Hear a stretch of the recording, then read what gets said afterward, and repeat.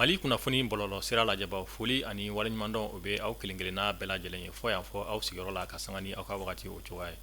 An b'aw ladɔnniya k'a fɔ bi ye araba ye juin kalo tile 25 san 2025 a y'aw bisimila Mali kunnafoni ka don kibaruya olu kɛnɛ kan.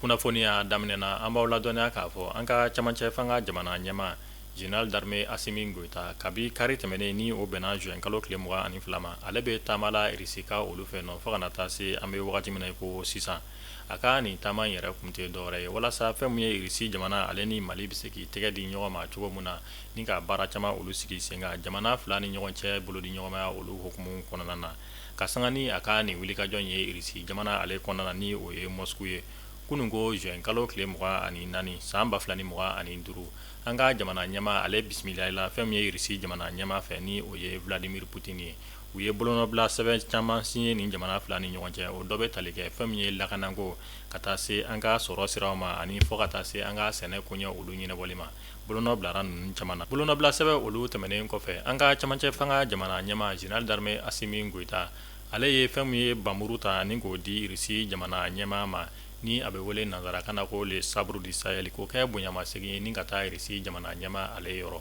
Dignité, достоинства, d'honneur, и чести, de patriotisme патриотизма. et de royauté. Donc, je vous remets avec fierté, avec honneur. С гордостью и честью вам вручаю эту саблю. Et ça vous permet de neutraliser tous vos ennemis. И эта сабля вам позволит ликвидировать всех ваших врагов. Ага. Ну, это похоже для охоты на слона. Ça ressemble à une arme qu'on utilise pour chasser les éléphants. Spasibo большое. O kɔfɛ fɛn min ye RISI jamana ɲɛma ale ye bonyaba naani ni k'o kɛ an ka jamana ɲɛma ye o dɔ bɛ tali kɛ fɛn min ye monturu ta ni k'o di an ka jamana ɲɛma Général d'armée Assimi Goïta ma bololamonturu min bɛ yen ni a ɲɔgɔn 80 dɔrɔn o de bɛ diɲɛ ale kɔnɔna na Assimi Goïta ale bɛ kɛ a mɔgɔ 34 ye monturu in dira RISI jamana ma maa minnu fɛ o b'a jira k'a fɔ RISI jamana labɛnnen don ka bolo di ɲɔgɔnmaya o sinsin ani an ka jamana ale ni RISI jamana ni ɲɔgɔn cɛ.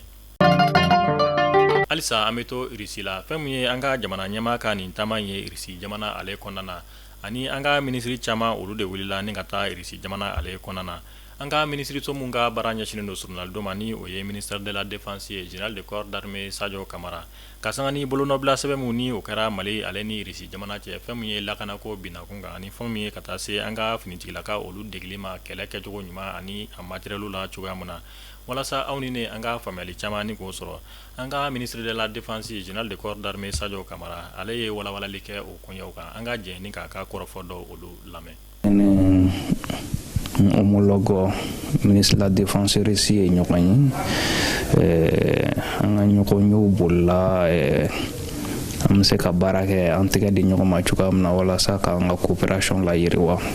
o kɔnɔna la an kumana fɛn caman kan min bɛ tali kɛ ka se an ka sɔrɔsiw ka formation ma entraînement ma ani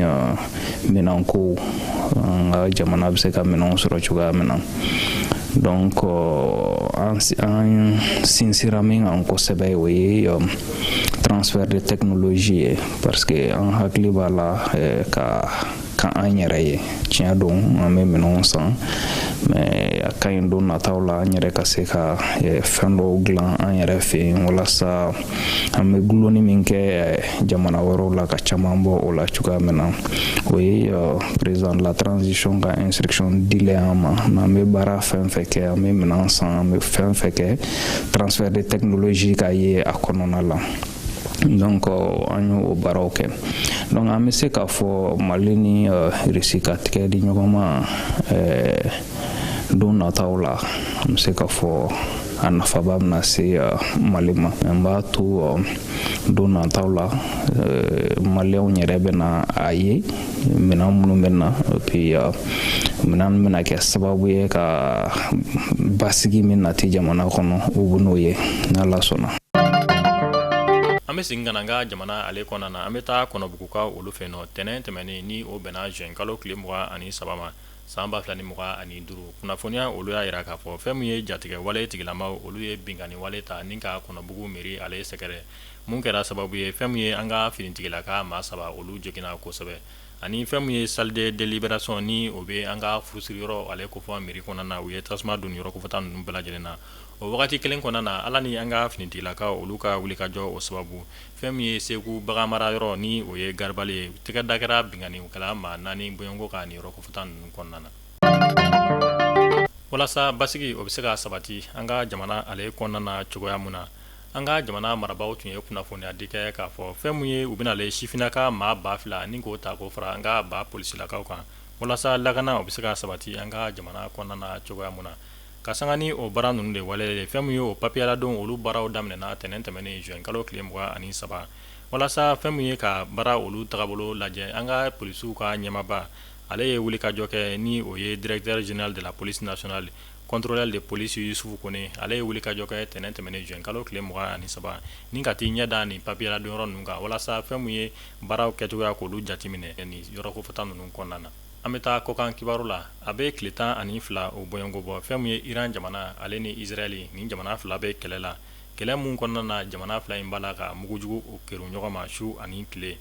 o de hukumu kɔnɔna na kununko juin kalo tile 24 san 2025 Iran jamana bɔra ka kunnafoniya di kɛ ka yira k'a fɔ fɛn mun ye accord de cessez-le-feu o kɔni sabatira ni jamana fila ni ɲɔgɔn cɛ mun bɛ tali kɛ ka kɛlɛ ɲɔngiri ni jamana fila ninnu ni ɲɔgɔn cɛ o kɔfɛ Iran jamana bɔra ka yira k'a fɔ k'olu ye sebaya sɔrɔ Israel jamana kan mun yɛrɛ kɛra sababu ye kununko juin kalo tile 24 Iran jamana bɔra ka u ka place de la Ourouzzi la u ka jamanaden caman bɔra ni k'u ka nisɔndiya yira kosɛbɛ ka yira k'a fɔ u ye sebaya sɔrɔ Israel jamana ale kan fait divers ale kunnafoniya olu kɔnɔna na an bɛ taa Burkina Faso ka olu fɛ yen nɔ kari tɛmɛnen ni o bɛnna juin kalo tile 22 ma kunnafoniya olu y'a yira k'a fɔ Burkina Faso artiste mun bɛ yen ni a bɛ wele ko Dj Damasi ale bɔnɛna ni la ka sababuya kɛ dalamankan dɔ o tɛmɛna ani a jɛɲɔgɔn dɔ cɛ dalamakan mun yɛrɛ sababu tɛ dɔwɛrɛ ye 250 u y'a yira k'a fɔ ko artiste kofɔta in ni o ye Dj Damasi ale tun kan ka 250 de di a jɛɲɔgɔn kofɔta in ma mun kɛra sababu ye u ka kuma olu fɔra ɲɔgɔn kɔ o de la a jɛɲɔgɔn kofɔta in ale dimina ni ka taa bese ta mun kɛra sababu ye ka artiste kofɔta in k'ale bɔnɛ a ni la an bɛ wagati min na i ko sisan mun ye fagali yɛrɛ kɛ ale bɛ Burkina Faso lakana tigilama olu ka bolo kan Li kunnafoni bɔlɔlɔ sira lajɛbaw nin de bɛ dansigi kɛ an ka bi kunnafoniyaw la an sera ka mun sɔrɔ ni ka da o tulo kan an b'a fɔ aw k'an bɛn don n'a nataw la kunnafoniya kura olu kɛnɛ kan ala k'an ka jamana basigi